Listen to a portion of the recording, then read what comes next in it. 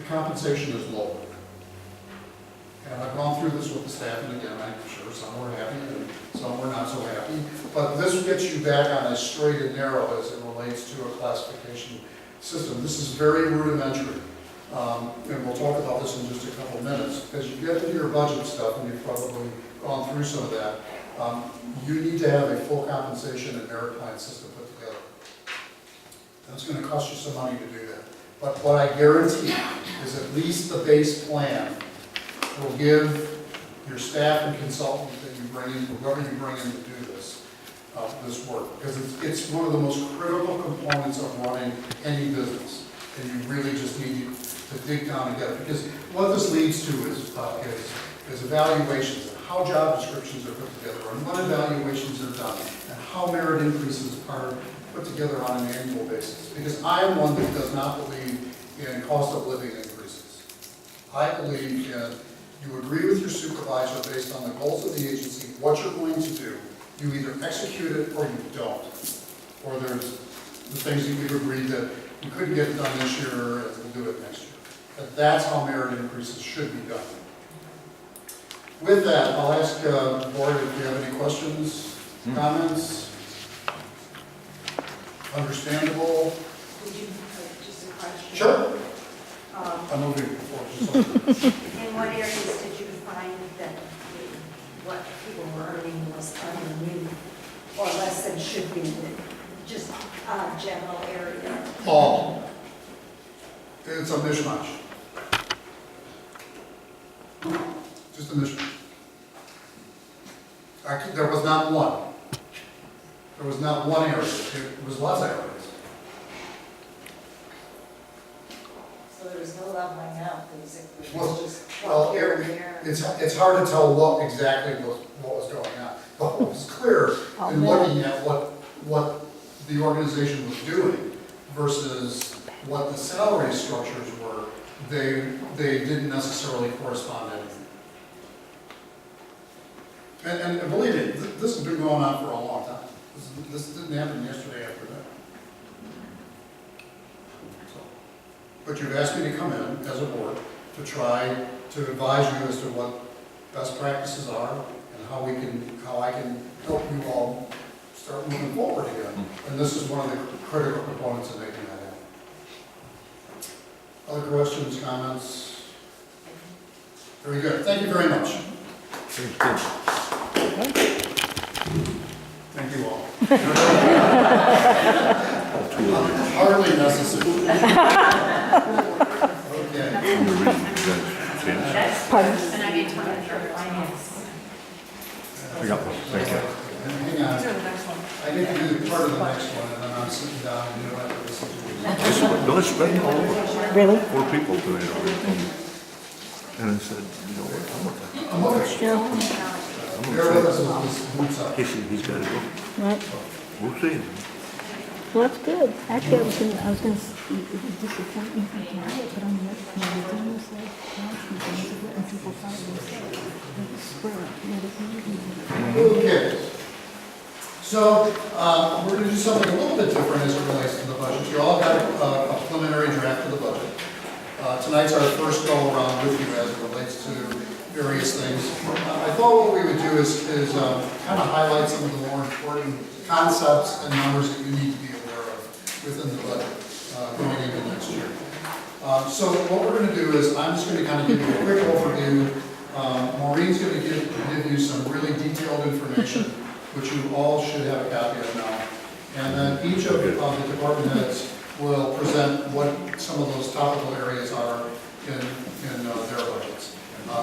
So bear with us. If you've got questions while we're going through it, make sure you ask the questions. So, budget development. Again, you've got great bones here. I'm telling you, the next person in, from a financial perspective, lots of potential. It's really terrific. You and your staff have done a great job over many, many years to make sure that this place is really stable through our stuff. Budget development begins in March. Staff in the various departments kind of roll the numbers up, if you will, based on programs and services. Department heads review it with their individual staff. It's entered into the computer system. Director of Finance and HR reviews that information. The executive director works with the department head and the finance director to make sure that if there's any adjustments from at least an executive level, those are discussed and made. And then we go right to the budget review with the board, and then your budget is scheduled for adoption August 13th. The general budget principles for any budget. As an organization, you want to be consistent, you want to be predictable, and you want to be reliable. And when you do those things, your public, the community, will develop even more trust in the programs and the services that you're providing. So, with that, more small writing, more Nugent. A couple of things that were in your memo regarding the budget that I just wanted to highlight. We are looking to change our fiscal year, hopefully effective next fiscal year, which would be July 1st, 2015. We would have a short fiscal year of 6 months. It would be July 1st, 2015 to December 31st, 2015. I know that's been talked about on and off, but that is our goal at this point. And then also in your memo, we were talking about abolishing the working cash fund, so that's something that can just be done by resolution. So just some of the highlights overall in our budget. Utility costs are increasing due to increased operating hours in the village green splash pad. Plainfield, the village had a 7% water rate increase. We are an electric co-op. There's a 3% increase in that. And then we use ComEd for some of our smaller accounts that we can't get into the co-op with. There is a 20% increase in the ComEd rates. Social Security and Medicare has been consistent at 7.65%. Due to increased payroll and increased staffing, our contribution will go up approximately $23,000 this year. The IMRF rate, it fluctuates every year. This year it's going to go up 1.17%. And it would reflect an estimated increase of $32,000 based on the rate increase. And again, there's increased payroll and staffing increases reflect the increase in the IMRF contribution. Unemployment fund, historically, we've really not used that fund. This year has been an exception. We're estimating an increase of $46,771 over this past budget year in unemployment contributions. We are actually a reimbursable employer. When you're a government agency, you have two options to contribute based on your total gross payroll, a percentage of your payroll into the unemployment insurance fund with the state, or be a reimbursable employer, which means you pay as the claims come in. In the past, we've always been a reimbursable employer because we've had very low unemployment claims. That is something that will need to be evaluated in the future if we're going to continue doing that, to see which is more cost beneficial for the district. Fuel costs have gone up due to two new maintenance vehicles, one bus and 2 mowers. It looks like fuel costs in general look to be stagnant as far as overall fuel costs, other than the new vehicles. There is a salary pool that will be based on the consumer price index, which is 1.7%. That's, as Rich explained that earlier. As Rich discussed during his presentation, we did add in the budget training budget of $350 per full-time employee. We are proposing to eliminate the district's current vision reimbursement, which is $100 per employee. So that would save us $4,600 annually. We did discuss at a management level employees contributing to their health and dental insurance premiums. 5% contribution would result in a savings to the district of $33,917. And then also currently the district offers 3 health insurance plans, a high deductible health plan, an HMO, and a PPO. For the high deductible health plan, there's a $3,000 deductible per family. The district reimburses the first $2,000 of the deductible through a third-party administrator. And for single coverage, the deductible is $1,500. The district reimburses the first $900. We are proposing to eliminate that high deductible reimbursement, which would save the district $3,000 to $6,000. That would be effective our next renewal, which would be December 1st. And then also lodging has been removed from the staff board development line item for the IRA staff conference. A couple other general budget parameters. The beginning balances are estimated in all funds. Once we close out our fiscal year after July 1, we'll know exactly what those balances are. Our total property taxes that are reflected in this budget are $5,693,932. That's a decrease of $9,496 over the current year's budget. And one large change to our budget this year is previously we would budget for capital projects in some of our large funds, our corporate fund, recreation fund. We would see what money was available to fund capital projects. We are currently working on a plan to show a long-term capital projects plan, and we will no longer be budgeting in those funds, like in the corporate fund. We will show a line item transfer to the capital projects fund so that we can fund our capital projects. To enumerate on that just for a moment, there are two budgets that you operate. And one of them is your operational budget, which is going to be in great shape, and it always has been in great shape. Most agencies, that part of the budget usually is pretty good. It's the capital side that generally is not so good, and that's most agencies. So, from my perspective, having them separated out, you can at least understand what's going on operationally within the agency, and then you'll also be able to see what's going on from a capital projects perspective, because your big swing points will be in your capital budget as it relates to projects and money. So I think when you see this in July, when we bring this to you in July, I think, again, it's a little more than rudimentary, but I think you'll really understand what's going on as it relates to transferring money from department to that budget, plus whatever your grants are and things along that line that you've already brought in. And you'll be able to see what the projects are and how you'll need to string those out over a very long period of time. But what's also very fun about it is that's your dream time in terms of what kind of facilities do you want to do, when do you want to do it, how will you finance them. So capital budgeting, in my world, is really a lot of fun, and we hope that when we present that to you, it starts to spawn some ideas on your part as well. So you'll get that as part of the July meeting. Rich, I believe you used the word fun twice when you were talking about our budget. So a couple of our administrative highlights from our budget. Basically, our administration is paid out of the corporate fund. If you look at your detailed budget, it's Fund 1, Department 1. Some of those highlights, there has been a reduction in our health, life, and dental expenses due to the reduction of some staff in the corporate fund. Consulting services has been increased. If anybody has looked at the deal, there is an error in there that I caught today. The total consulting should be $100,000. That includes a master plan, compensation study for full and part-time employees, as Rich elaborated on, HR planning and general consulting services, which is including planning, grant management, and project management. Legal services and notices has gone up drastically due to the current legal environment of the district. We're budgeting that at $70,000. It may or may not come under that number. And then we also did budget for administration a part-time IT staff person, as Rich discussed in his highlights earlier. And that is actually in the recreation fund, but that would fall under the business department. And then I will turn this over to Doug, our marketing director.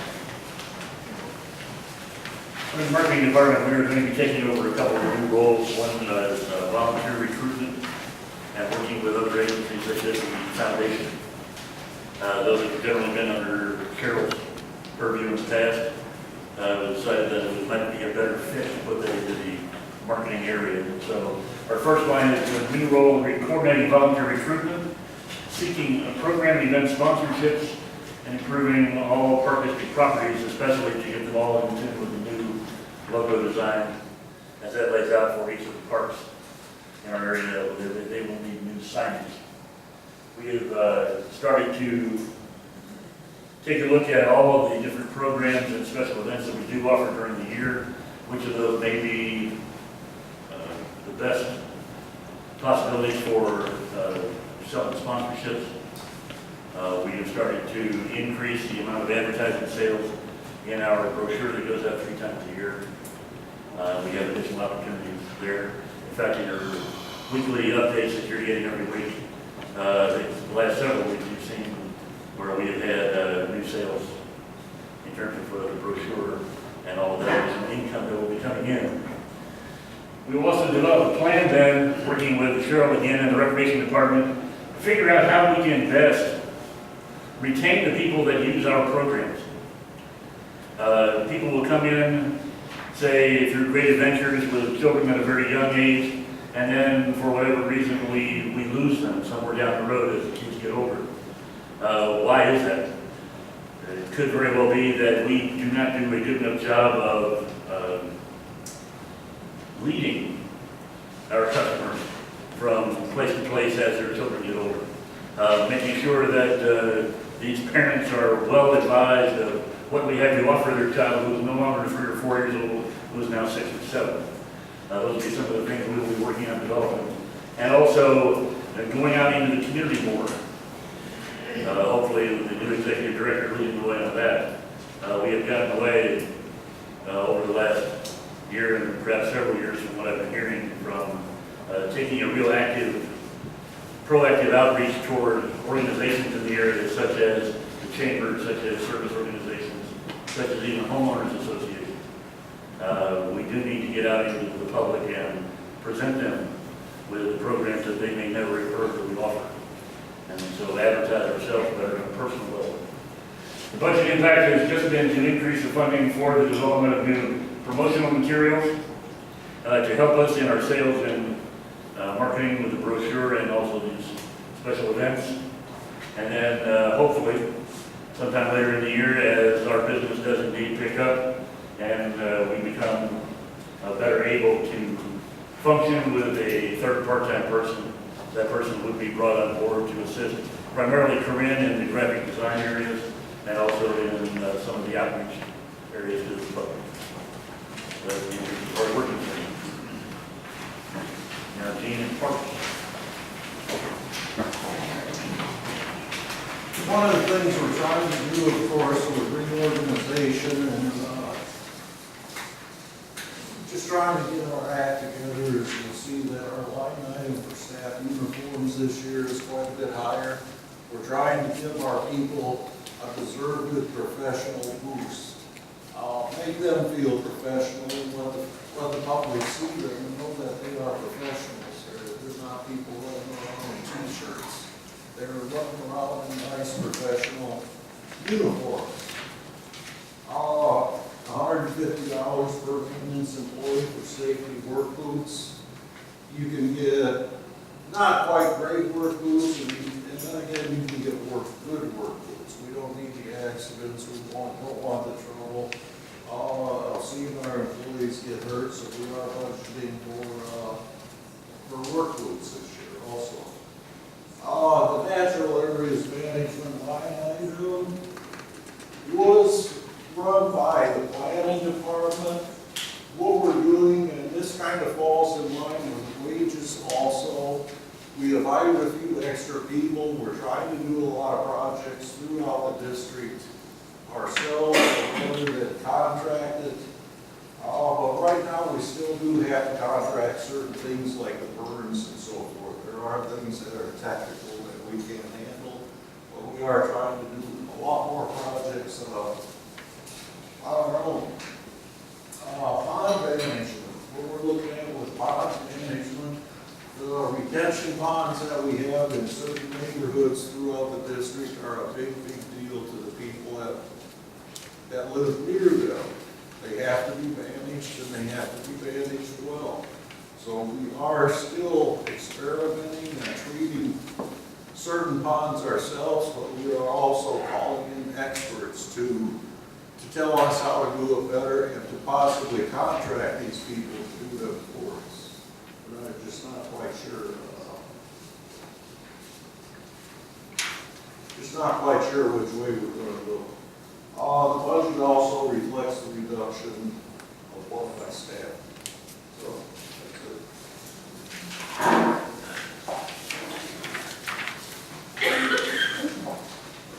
Cheryl, the recreation highlights. The recreation fund is showing consistent income and expenditures based on the board approved pricing policy, which We did update this last November, if I'm not mistaken. So we're very excited about that. That all of our income and expenditures do seem to be going along a current slope. As the case may be. Miscellaneous income has been reduced by $8,000 because the district is no longer eligible for a safety grant that we have received from our workman's comp carrier in the past because we have changed carriers. Reimbursements, which is something that was run through a special account in the recreation fund. Wrong line item. Reimbursements will no longer include reimbursements for LCSRA for multiple pages in our Plainfield Park District brochure. LCSRA, when they became LCSRA for the name change, now budgets for an independent brochure and receives a single page in the Plainfield Park District brochure based on our user agreement to advertise that we do offer the inclusion services and special needs services through LCSRA. Facility rentals have also decreased based on increased projection in the rentals here at the Heritage Professional Center. We did have a church that was a long-time leaser in the space on Sunday mornings, and they are no longer interested in leasing in this facility. And any new religious organizations based on city zoning ordinances must comply with that city zoning ordinance and go before the city to get special use permits. Not saying that it won't happen, but we don't really project it at this point in time. One of the things is at our equestrian center, the sale of horses is expected to decrease this year as we have stabilized our stable. The district-owned stable horses have been rotated, and based on age and the current health projections of our horses, we are hoping that we do have a relatively sound stable of horses for the upcoming year.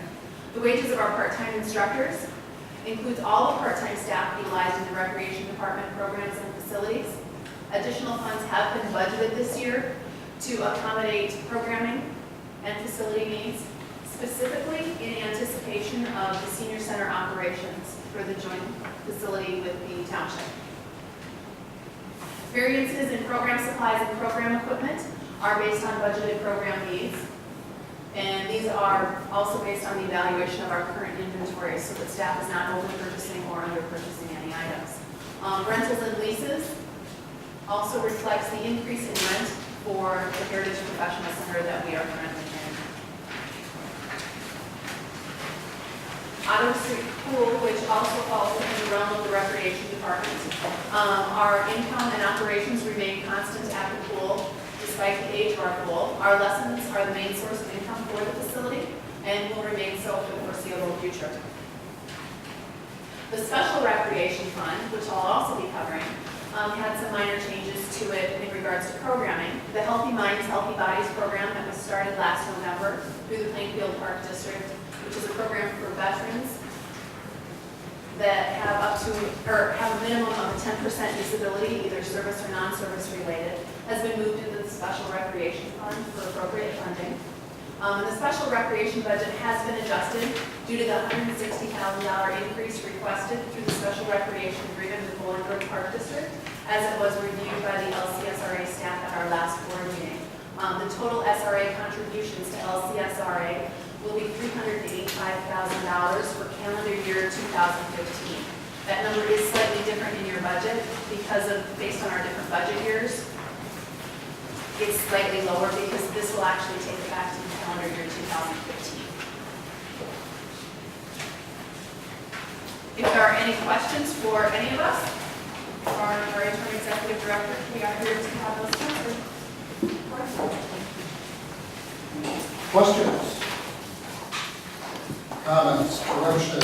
Seems predictable, consistent? I like the presentations. Thank you. Thank you. Next is new business. None at this time. Board directives to staff. We really didn't have any of those either. Commissioners' comments. Anybody want to say? Great job on the computer. Found my words. It was very nice. Gene and the staff did a great job on that. I mean, that's the quality work that good citizens It's a do. big difference. Thank you. I just have a comment. I will probably embarrass him. I want to just say thank you again so much, Mr. Grodsky. This is going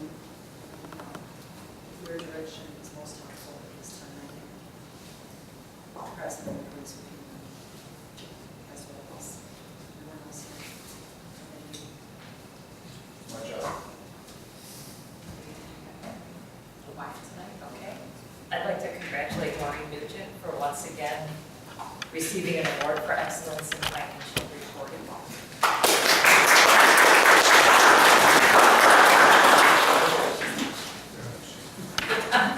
And to my fellow board members, you should have all received the PPD Leadership Institute brochure. Please consider this a training, valuable training for board members and also for staff. Yeah, it's a great opportunity. If you're interested, let Wendy know and we'll make sure we get you registered. It's a great program. And then we were going to establish a date for a special meeting to hold an executive session to discuss personnel. So everyone, let Wendy know their availability. We'll go forward with that. And then is there a legislative report? No, they're not in session. All right. So now, seeking a motion to go into executive session. Are we going to do the other part? Do you want to do the meeting minutes? That way you need to go into close executive session to do that. I know they're saying we did it already, but we only did half of what we were going to do. You only did, statutorily, state law requires for the Open Meetings Act that minutes of the recordings are reviewed, in the case of minutes every 6 months, and in the case of closed session recordings, every 18 months. So you've got a little bit of a backlog, and I thought it would be good for you to go in and to provide you with some information, at least to begin that review, to get back into compliance. So now that we're all on the same page, seeking a motion to go into executive session as permitted under the Open Meetings Act under 5 ILCS 120-2, Section 2C 21, discussion of minutes of meetings lawfully closed under this act, whether for purposes of approval by the body of the minutes or semi-annual review of the minutes as mandated by Section 2.06 of and 5 ILCS 120-2. Yeah. Okay. Stop at 2.06. Do I have a motion? So moved. Second. Hurtado. Yes. Kluger. Yes. Newton. Yes. Solosky. Yes. Motion carries 7, 40.